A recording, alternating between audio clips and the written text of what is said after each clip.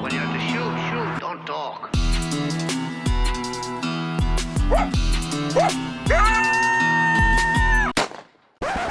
All right, thanks for joining us for another Trap House podcast. Today, Charlie and I are going to sit down and have a little trapper talk, trapping chat, you could say, about numerous topics. So hang tight for that. But first, we got to say thanks to the sponsors, Top Lot Stretcher Company. Check out their website. That's toplotstretcherco.com. They make the adjustable stretcher that we always talk about and support.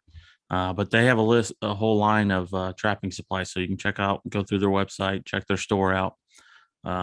Stuff for skinning and fleshing. They have some really nice push pins that they sell. You just surf their website, check it out. And also Hags Bracket. Jeff Haggerty supports us, and we support him, maker of the Hags Bracket there. His website is j3o.com. Check out their line of stuff. They got numerous great products, all American made, good stuff. Thank you, Jeff, for the support. Also, we have Weeby Knives, their website, weebyknives.com. Several knives to choose from, some with replaceable blades, fixed blades. They got this new setup for deer hunters. It's got bone saw in there with a gut hook and a couple other knives with it. And very reasonably priced, quality knives too. Can't say enough good about them, and I'm glad we have them on board. Also, got to say, last but not least, thanks to Hoosier Trapper Supply, supporting this podcast and getting this thing off the ground. Our website is HoosierTrapperSupply.com. It's the maker of Top Dog Predator Bait and Jet Fuel Predator Lure. We got trapping kits, everything you need in the trapping field, as well as deer scent. We do some taxidermy too. So if you're local or want to try us out, you can look us up, give us a call. All right. I think that covers it. Let's dive into the conversation.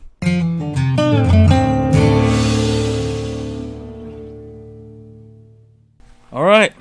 We're here.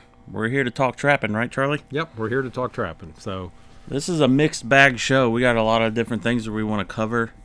Got a little cheat sheet here. We're going to just talk about numerous topics.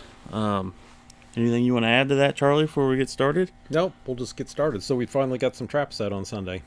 Today is actually, we're filming this on Wednesday, and we set traps on Sunday. So yep.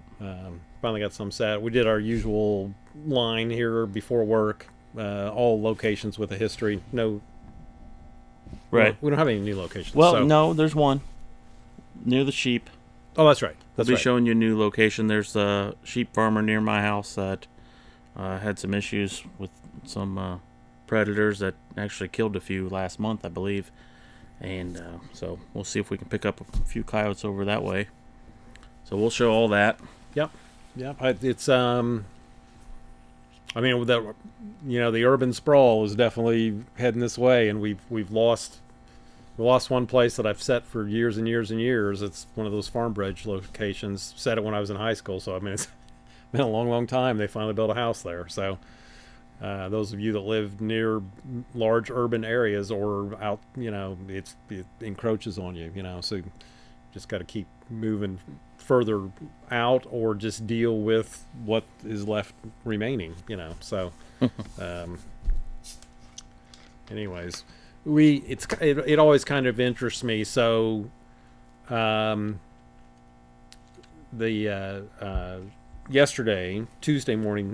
check, we just caught a coon and a possum or something. But yep. We had some visits by coyotes, and it was that tentative visit where they just didn't really want to commit to the set. And we've got our, like I said, this is our local line, so we got 8 locations set. We got a total of 22 traps spread out over those different eight stops.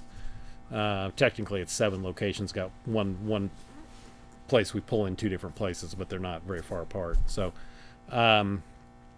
But we just get these tentative visits, and all of you that have been around this for a long, long time, you'll know exactly what I'm talking about. You got nights where stuff just isn't overly interested in working a set, and then the next night, like this morning, we did well. We caught 4 coyotes, and there was no, there wasn't that tentative visit. They were just like, okay, I'm committing to the bait. I'm coming in for the top dog, and I'm getting caught. And we did have a front come through. We had a light misty rain this morning. It didn't really change temperature so much. It's still mild. Yeah. But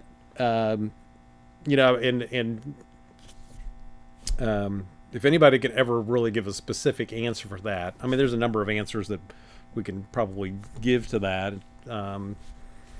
Everything from barometric pressure to the front coming through, which would be in line with the barometric pressure, all of that kind of stuff. Moon phase. Yeah, moon phase. We didn't have any, we clouded up last night because we got this rain, so dark nights I think are always good nights for sure versus a bright moonlit night. But for those of you that get discouraged with those tentative visits, just stick it out. I mean, it will come together. It's nothing you're doing wrong. All of us have that. All of us deal with that. It's just kind of, it's just the nature of the beast. Yeah, it's just the way it is. So, I think, it's just one of those things where you just got to ride it out and be patient. I mean, we're only 3 days in, and we've done pretty well. So, 3 check days in. So, yeah, we'll see how it plays out. And while we're on that topic, for people that just listen to the podcast and maybe haven't jumped on YouTube, this is all going to be aired too, as far as what we're catching and stuff. We have a semi-live portion of the line that we put on Hoosier Trapper Outdoors on our YouTube channel. So we'll probably start airing what we're talking about here in just a few weeks, really. Yep. Yeah, sometime this month in December. Yeah. You'll be seeing Indiana coyote footage. Right. Current footage. So, just for a further explanation to that, typically like what we're showing now on Hoosier Trapper Outdoors YouTube pages was filmed a year ago, last season. So, what we're filming right now we'll be showing here in a couple 3 weeks. So that's why we call it semi-live. So yeah, it's a delayed live feed. It's a delayed live feed. That's why, semi-live. I think we actually borrowed that from one of the whitetail people. So, so we get a lot of questions about shooting coyotes. Yeah, you got them in the trap. How are you dispatching? And I feel like I've heard it all. Yeah, and some of it I don't want to hear, to be honest with you. Yeah. So, personally, we head shoot. I mean, we want that animal down as quickly as possible. Yeah. People say, well, what about the blood? Well, if you've seen us, we don't really get too super concerned about the blood. The chest lung shot that you would do on a whitetail or hunting scenarios with the coyote, that does work, and they bleed internally at that point, but they don't go down. In my view, I want them going down quicker. So, yep. I'll just say it flat out. It's not a good look for us. Well, I mean, yeah. I mean, a lot of that's not filmed or photographed. Right. We film no dispatch shots, but yeah. And some of that, that's between you and the animal. And if you're fine with that, I guess that's fine. So just whatever your level of comfort is with that, But ours is we want the animal down as quick as possible, and obviously. Right. So, and if you take it a step further, and I'm more asking you than saying, a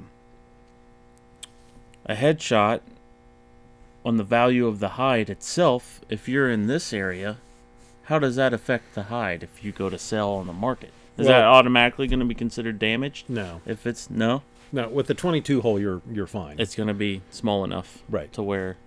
That does bring up a question. So you shoot a coon, you have a 22 hole in the back, that you're fine with one, typically one hole. Usually you're allowed 3 22 holes in the skin before getting into that slight to medium damaged range. So the problem with those 22 holes is they can't be all right beside each other. So they can't be in a group. They need to be, so ideally if you head shoot them, then you only got one hole and it's above the ears, and there's no issue with that. Stuff that has sold fur out, coyotes, foxes, bobcats, then those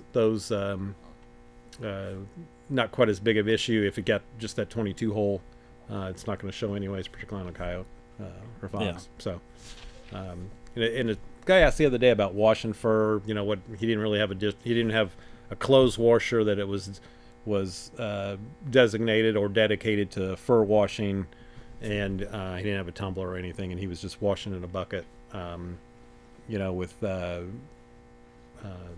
laundry detergent or Dawn dish soap or whatever, and then rinsing them and doing all that.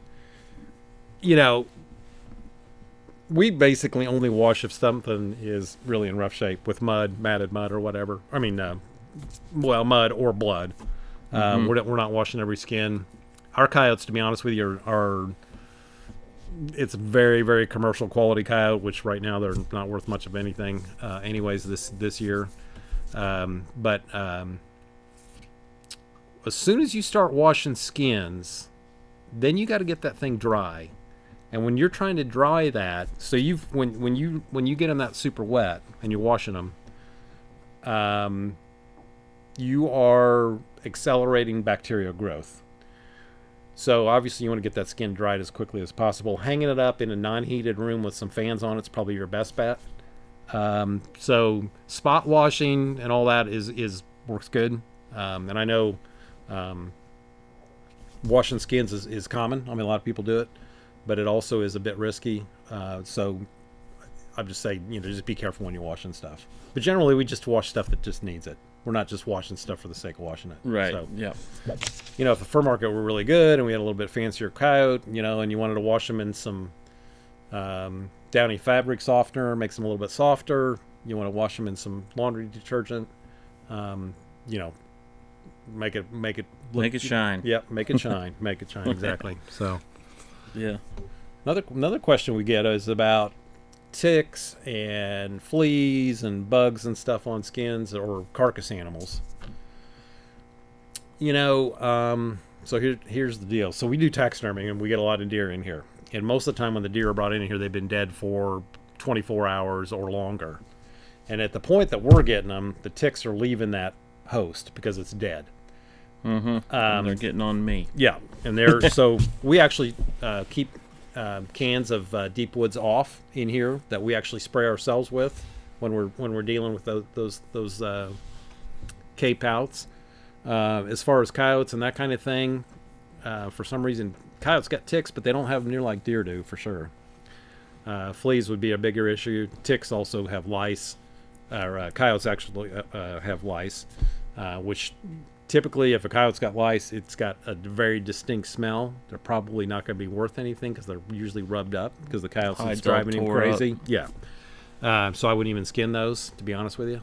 But for ticks and flea control, anything that you would buy at the store that you would use on a dog, or check the label, it's got to kill them. So there's stuff that repels it, and then there's stuff that kills it. So anything you buy over the counter that's going to kill those fleas and ticks is just fine for any coyote or beaver or whatever animal that you want to try to get rid of those parasites. Cover it with that stuff, put it in a bag, plastic bag, seal it up, and let it kind of fumigate in there, and that normally will take care of that. So really anything at a farm store that would be pet related, probably even cattle, whatever you can find in there that will repel that stuff. I'm not repel, but kill. Because if you repel it, it's just going to be alive in the bag then. So, or you can freeze them, but that's going to take a long. One night's probably not enough. We've seen some crazy things, especially with deer hides. Stuff being in the freezer for almost a week, and ticks still come back to life. Right. So I'd say it has to be in a deep freeze for quite a while before you could say it's safe. That was one thing on the animals that are heavy tick carriers, like for instance deer. I've heard it with any hoofed animal that gets ticks on it. If you got a mild winter, they just don't get any relief. If they got a really cold winter, a lot of times it will get that animal some relief from those parasites. So Yeah, it's like we had some deer that were in the freezer for several days. Took them out. Still, Yes, ticks are still alive on them. So as they warm up, they were still alive. So some of that stuff's pretty resilient. Yeah, one of the coyotes I skinned today had I saw one flea come off of it, Yeah. and I just happened to see it when I was scraping. The thing about fleas is they generally don't go on humans. I mean, you might have one on your whatever, but it's not like you're going to get infested with them because you go take a shower or whatever. Yeah. And as soon as you see them, you just start itching, Yeah, what? What do you say? I'm scratching right now. Yeah. Yeah. So, anyways, been around this a long time and seen just about everything. Stuff with mange, generally I wouldn't deal with skin in it. Let's just, but especially the way there's two things with mange. So the fur market's not good right now anyway, so it's not going to really have any value, even if it's just very marginal. And the other thing is if you want to send it out and get it tanned, or you want to try to tan it yourself. I mean, why put the money or effort into a skin that's that subpar? So it probably isn't going to tan that well anyway. So, anyways, with the fur market the way it is, if you're messing around tanning stuff or whatever, just tan the nice stuff. So Yeah. you're not giving up any substantial amount of money with a nice skin, and you end up with a lot nicer product. So, anything you want to add to any of that? Just speaking in general, tanning versus people pitting up other things, especially for the beginner. Don't be afraid to practice on any hide you get your hand on this year. Right. There's a lot of guys that, they're new and this is their prized coyote or whatever. This is their first one and they don't want to mess it up. So they'll have someone else do it. And, and then after that, yeah, you might as well just practice. Yeah. So. This would be a great year to do that with the market being down as far as selling them. And, like Charlie said about particular coyote hides, stuff that's fur side out. If you nick a little hole, it's not the end of the world. You probably won't see it hanging on the wall. Right. So right. Definitely a good year to be practicing on all kinds of stuff. Right. Do we talk about remakes? We have not. Okay. So we got lots of questions about remakes. This one's big. I think this comes up a lot. Yes, a lot. And, so you catch a possum, or you catch a coon, or you catch whatever in a trap. Yeah. Do I remake the set? Yes. Do you pull it and move that trap over, or do you just pull it and use a fresh trap in a new spot, or what? Yeah. It all, you hear it all. As long as it's not a soupy, muddy mess, remake it. That set has got more visual attraction. It's got more smell attraction. All that disturbance, all that stuff going on from whatever you caught is benefiting that set when the animal comes by. And that doesn't matter if it's a coon or a possum or a groundhog or a feral cat. All of that stuff, all that disturbance and smell adds to the attraction of that set. If you catch a red fox in a set, foxes never shy away from the smell of another fox. So that set is already significantly better than before you caught the fox. Yep. Coyotes, it is definitely better if you catch a coyote than before you caught the coyote. However, sometimes coyotes will shy away from this over coyote smell. So it's loaded down with coyote pee. There's probably coyote droppings there. Right. All kinds of smell from that coyote. Sometimes that catch circle will cause other coyotes to shy away from it.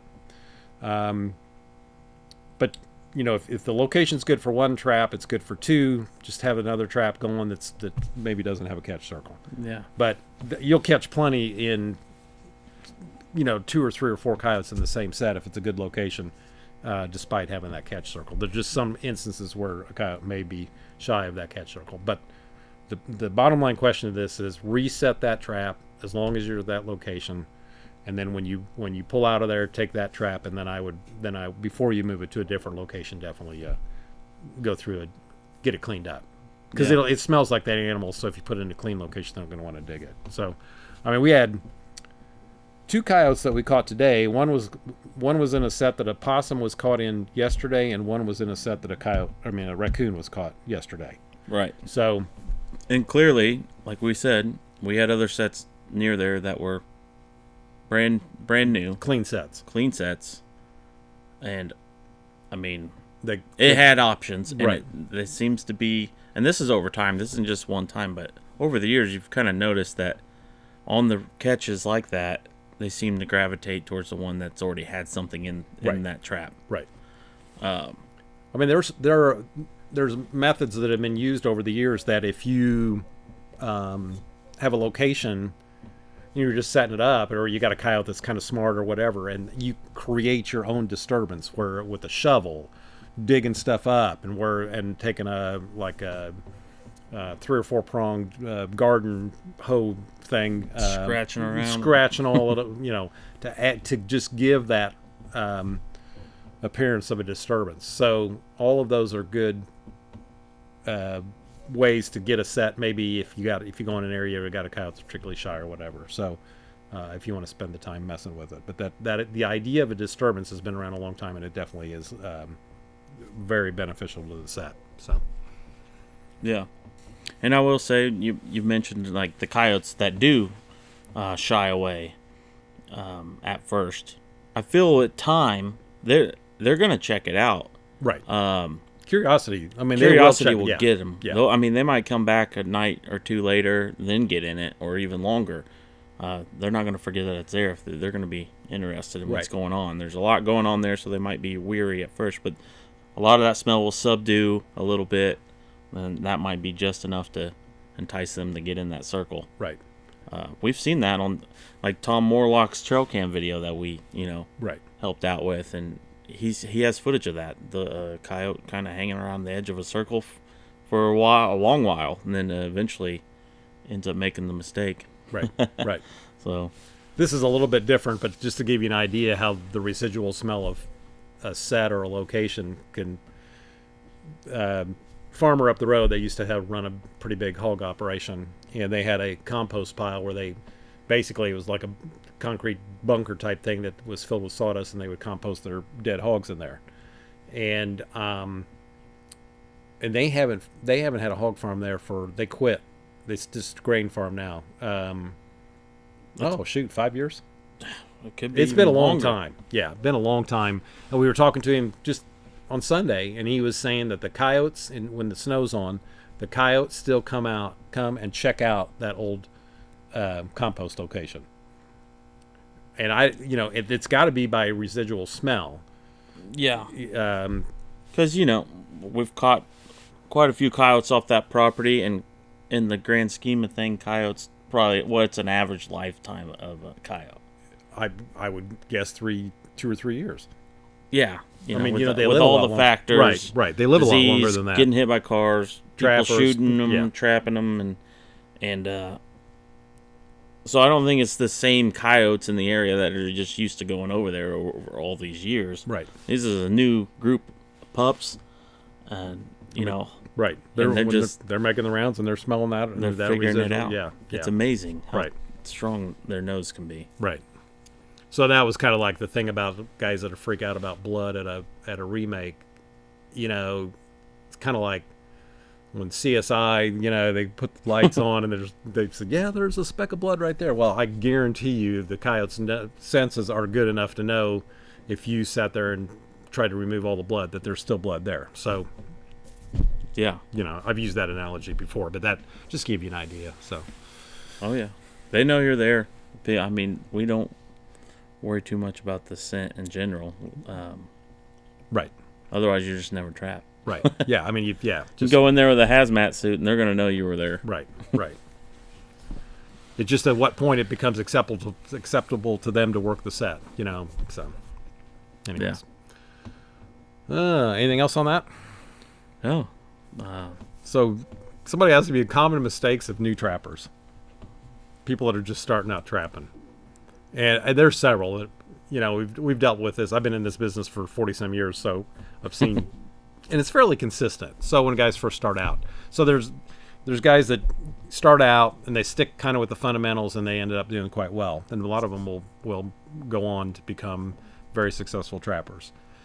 And then there's trappers that'll start out and they're going off in all these tangents. They'll get on YouTube and they'll see, whatever novelty sets and there was a guy in here the other day, and he had just thought he was going to do some trapping this year for the first time, and was all excited about coyote trapping. And the last time I talked to him, where he wanted to trap, the crops were still all in the field. So this is probably 3 weeks ago or so. But he was in buying stuff to make bait. Yeah. And he never caught a coyote. He never caught a fox. He said he did set 2 traps because he just couldn't stand it anymore, but they were like on the edge of his yard. It wasn't where he needed to be. He wasn't on location, and he caught a couple possums, and so. But he was already moving on to making bait and getting off on these tangents. And I didn't really say anything, but it's you just got to try to stay focused and stick with the fundamentals of where you're at. Get out and have some success, and you will. And use. He had plenty of lure and bait and urine that he'd already bought. And I don't want to. I want everybody to experiment and try new things, and but there is a lot to be said for initially, at least for the season that you're first starting, to stay focused on the fundamentals, what you're supposed to be doing. Yeah, you need, if you're going to experiment and kind of go off and try all these great things or whatever, that's all, like you said, great, but you need a baseline. Exactly. You need a baseline, somewhere to start with all that, and just the basics of a dirt hole set alone, right, will get you going, big time. Right. A guy was in. I think I've talked about this before. We run into this all the time. And here's another example. A guy came in and he wasn't catching coyotes, and he was kind of struggling. And he pulled up on YouTube, and somebody had a double dirt hole set. So he set a trap with a double dirt hole, and he caught a coyote. Well, then it's okay. That is gospel truth. That double dirt hole set was the set. So there's a couple issues there. One is, there's nothing wrong with double dirt hole set. They work very well. But yeah, he probably would have caught the coyote had he had a single dirt hole. The other thing is, you're jumping to conclusions that is the only option, and that one experience dictated the future. So it's like, I made one for the show. Yeah. We showed it on Who's Your Trapper Outdoors. Yeah. No, I believe we caught. We did. We did catch a coyote in that set. And it was more or less something I wanted to, play with. Right. Just to say that I did it. Right. And you know what? Since then, I don't think I've made another one. I mean, all it does is you got to dig 2 holes. Yeah, you got to make 2 holes. It's just more time when you're trying to be efficient, especially on these trips that we take. That's something I did around here because we did have time. You want to get numbers. Yeah, you want to get numbers of sets on the ground and stuff. But I guess going back to the beginner thing is just stick with the fundamentals. Stick with what you've. For instance, if you buy our kit and you watch the DVD, I recommend watching the DVD 2 or 3 times. It'll walk you through the whole thing, coyote trapping, making sense of it all, and then get out, set some traps. Hopefully you catch something relatively quickly, within a week or 2. Got to remember there's some locations where they may not come through for 2 weeks, so don't get discouraged. Mm-hmm. And then go back and watch that DVD again, because it will make a lot more sense when it soaks in. So, anyways, that's kind of that baseline I was talking about. Right. Once you get out there, now you kind of know what you're looking at. It makes a lot more sense. You've had hands-on at that point. And then you rewatch the DVD. It really helps. Right. So there was a guy in here yesterday, and he's been trapping a while, and he goes, "You ever try that tire set?" I said, "No, I haven't." He goes, "Well, my buddy was telling me that a guy told him that that's the set." So he goes, "Is that for real, or is that novelty, or whatever?" It's like, well, I can't speak from firsthand experience. I've never tried a tire set. Evidently, they work. They have some. I'm not even going to jump quite to the point where they got a level of a lot of merit. I mean, obviously nobody's going to haul around tires and put it out in the field and set traps in it or whatever. The other thing is, it's like there's proven sets that, dirt hole, flat sets, urine post sets, and if you want to set up trail sets, I mean, those are all proven sets. And when you start getting off in the weeds, essentially, with novelty sets, then that's fine. And if that's your thing, more power to you. But to make one and count on it consistently, it's just not realistic. So, to be honest, if there was a tire dumped by a location where we were making a set, I probably would not. Well, I know I wouldn't. I'm not making a tire set. So I'll go ahead and say I have done that. I tried it. There was a tire in the ditch right near where we were setting, and the next day I removed the tire. I felt like it was a waste of time. I don't know. It didn't work for me either. It's just too many places for that animal to step. Right. And with the dirt hole and some of these other sets, you can really hem in and pinpoint, you'll have a better idea where they might step versus on a tire set. Are they walking circles around it or what? Yeah. I don't know. Yeah. But clearly it works for some people, but it's not worth all the headache of carrying around tires and all that. Right. So. Right. Another one that we hear about are straw and hay sets. I would set a straw or hay set way before I ever set a tire set. Yeah, me too. And the idea with those is, mice will start working the set or whatever, and it's a curiosity with a bale of straw or a bale of hay that happens to be out in the field, and anything coming around is going to check those out. The same thing with round bales that are stored at the end of a hay field or whatever through the winter. Mm-hmm. Mice and things like that are definitely going to be using those for their residency. So most predators are going to go check those out. Right. Here again, to go to the trouble of hauling straw or hay bales out in the field, for one thing, kind of expensive, and two, that's quite a chore to haul those around. So I would consider it in really difficult snow weather weather conditions. Right, and I think that's where it's got a lot more merit. Yeah, you got issues with trap freezing up all the time because you got too much cover on it. That way you can have very little cover, and then straw can be your cover. Right. So, but I mean, in a way, you're making, you're kind of making a urine post set or a flat set basically up against that straw, essentially. So that's not much of a stretch, really. So yeah, there's some merit there. If there happens to be a bale sitting out in the field that fell off the wagon or whatever, that definitely works. So, I'm not sure about that tire set. I didn't know. I know people have had success with it, but I asked a guy one time that was making one and came in here if he needed a tire iron to make the set. It's and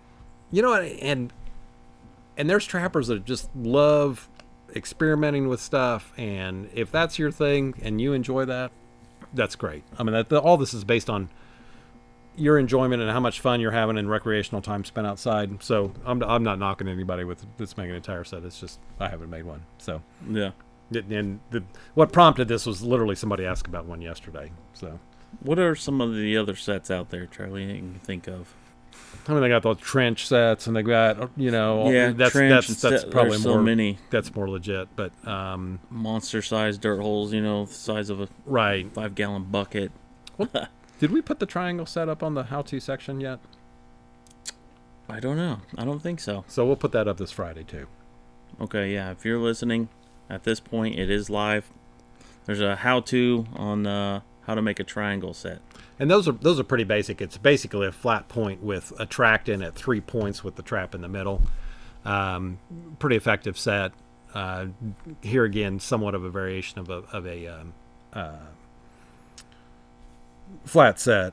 I will say that coons sometimes will work from the outside and dig your little holes up, or whatever. But they'll do that on a traditional set too. So if you want to start playing around with some sets, that one should certainly we know some experienced trappers that use that set and definitely. do very well with definitely, it too. Definitely Just something to change up. Right, and it's not hard to make. So basically, you're just digging your trap bed for the trap, and you're taking your disposable stake driver or a piece of rebar, just sticking it in the ground and wallowing out a hole in 3 different locations, in the shape of a triangle with the trap like in the center. So pretty simple. And like I said, it'll be live this Friday along with this podcast it'll be on the how-to section of our YouTube page. So you guys can check that out. So We've also talked about, when we did our book review, mound sets were discussed a lot in that book. Yeah. Land Sets and Trapping Techniques by Charles Dobbins. Yeah. I can't say that I've done that per se. Have you? Not technically, but there is definitely merit to that. So maybe we'll try that. yeah, if there was a natural mound there and you put some trap on it and urine on whatever, some attractant, but It's just another backing. right. So basically.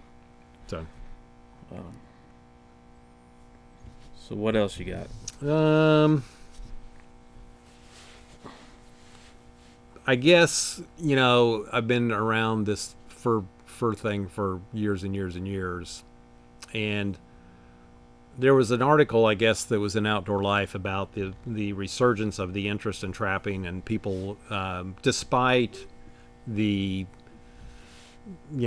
continual harassment from the animal rights groups towards trapping because we're kind of low-hanging fruit, and despite low fur prices, and despite several things, the trapping is really has a lot of interest in it, and people come in here and say, oh, that trapping, that's a thing of the past, or it's dying off, or there's a lost art or whatever.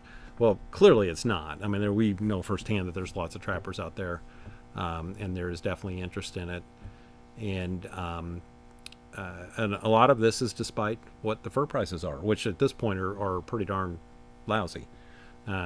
Basically, the last time we saw fur prices of any merit were in 2013. Clearly, there was a bump during COVID because people had more time. They wanted to spend time outside. Clearly, you could easily social distance that way, whatever, and it seemed normal because that was something you would do anyway. So, but all outdoor activities. But there was this article in Outdoor Life. If you guys get a chance, look that up. It was about this new interest in trapping and the acceptance of it as another outdoor activity. We have noticed over the years, and I've mentioned this a number of times, that once the deer season winds down, which is like right now, Thanksgiving or so in most states, particularly the northern tier states, Midwestern and northern tier states, that then the interest in trapping goes up. So there's a lot more interest in trapping as a recreational thing to do the rest of the winter. So and I guess that kind of leads me to say, Groenwald was, as he said in his podcast, fairly pessimistic about this season.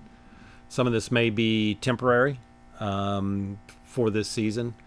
The China market is still very, very important. That is the consuming fur market, with Russia as a secondary. And there's some other countries that, consume some high-end fashion fur, like fancy bobcats and that kind of thing, Italy or whatever. But generally, most of the fur still goes to Russia, China, and then Russia. So the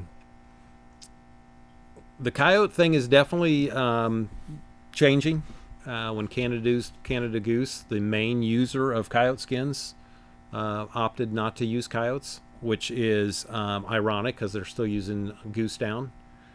So, it was like, okay, so we're going to appease some social pressure from certain groups, and we'll stop using coyote as trim, but we'll continue to use goose down.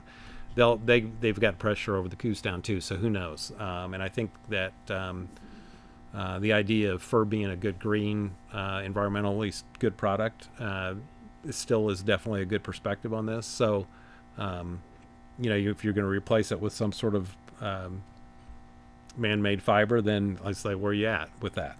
So anyways, I Canada Goose, we'll see how it works out for them. So clearly I guess they appeased part of their criticism, but they didn't appease all of it, and they're still using goose down. So but anyways, they've left a huge hole in the coyote market. They used a lot of coyote skins. So our eastern coyotes are going to be a bit tough, I think, to sell. So hopefully some other markets are developed for this coyote This is a very commercial coyote over the next season or two, and we see some at least where you can sell them. So I guess we'll see what happens. I think probably be able to sell the better ones. Yeah. There was a time in the '90s where you couldn't sell coyote skins. There was no ready buyer for those, if you shipped them to NAFA, you could pretty much count on not being able to sell it within that first season. It's going to probably take a year or two, so that might be where we're at. I don't know. I guarantee you one thing: I can continue to trap them. I like catching coyotes. I like seeing coyotes get caught. I like the challenge of it. It will not affect my pressure on coyotes, but that's what we like to catch. Yep. So.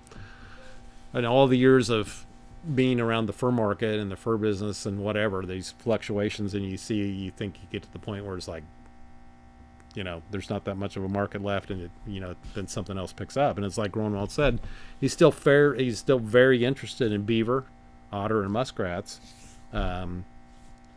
It's just the coon are concerning to him because there's so many. The ranch mink are even though a lot were euthanized last year, there's still a lot of skins out there that need to be sold yet. So that kind of is going to be a bit of a damper on wild fur. So that, which kind of affects, I think, the raccoon is what basically he's referring to on that, because the ranch mink are going to be reasonable in price. But the coyote overall is probably the one that's, got the bigger question mark around it as how that's going to play out over the past, over the upcoming season. So, but all this stuff seems to have a way of working itself out. It may take some time, but I think we'll just have to see what happens. But see what happens. And this Outdoor Life article, clearly people are trapping regardless of what the fur market is.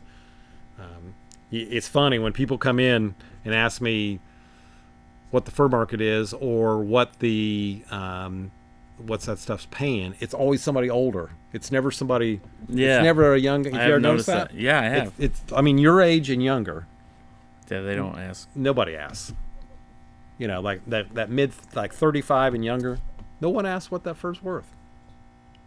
Yeah. Because they don't have the perspective of, like me, living and doing business within the biggest fur boom in years and years and years. Probably are, may not ever happen again like that. Yeah, I mean, there's no perspective of a young person's, like, they're not concerned about what that stuff's worth. So it's pretty interesting. So clearly, like I said, we'll still continue to trap, continue to take our trips.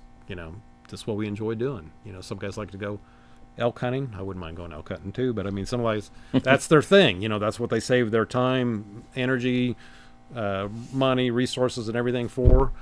That's their thing, and we like to trap. So, but I will say that this is a lot cheaper to do than going on an elk hunt. Yeah. Yep. So much. Well, it could be the other way, Yeah. depending who you are. Yeah. And I addressed it on the last show about, somebody said something about, alternatives for selling fur, or just having fur tanned and maybe selling some that way, or giving it as gifts, or making stuff with it. That's another option. And I did talk about that on the last show. I believe it was. On the last... Who's Your Trapper Outdoors? Yeah. So, I mean, that's another option. And we've got customers that come in, and then basically most stuff that they catch, they get tanned, and they just start lining it up down their walls. They just like going in their room and having all that stuff lined up, So, I'm not saying that everybody needs to do that, but that's definitely there are definitely trappers that do that. So, anyways, anything you want to add to that? No, I think this is a great little discussion we had about numerous things that I think a lot of people could find something, worth grabbing and learning from. Yeah, something to think, stuff to think about, So, and that realization of the younger generation not even being concerned about what the fur market is, that's pretty interesting to think about too. So, yeah. So I guess this will kind of wrap it up. This will kind of wraps up this podcast. Yeah. The make sure you check out our how-to section. Like we mentioned earlier, don't forget about that. Right. And we'll be adding to that. And the schedule has been, so we release a podcast on Friday, and then the next Friday is a YouTube show, and the next Friday is a podcast, and the next one's a YouTube show. The YouTube show will end, Who's Your Trapper Outdoors? It ends, I think, the first or second Friday of March. So we'll probably continue the podcast some this spring. Yeah. Make sure you send in the questions. Yep, keep sending the questions in, and I think we'll have a guest on the next podcast. Yes. You won't have to just look at me and Justin. And anyways, so look forward to doing this again in a few days, and and I hope all of you are getting out, enjoying the trap line, or getting started. A lot of guys won't start even till Christmas break.